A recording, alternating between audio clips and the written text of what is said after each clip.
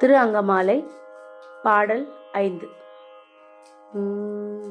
வாயே வாழ்த்து கண்டாய் மதயானை உரி போர்த்து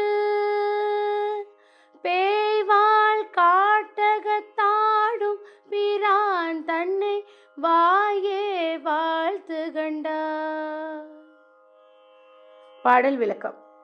வாயே மத யானையின் தோலினை உரித்து அதன் பசுமையான தோலினை தனது உடலில் போர்த்தி கொண்டவரும் பேய்கள் வாழும் காட்டில் விருப்பமுடன் நடமாடுபவரும் ஆகிய பெருமானை நீ எப்போதும் வாழ்த்துவாயாக.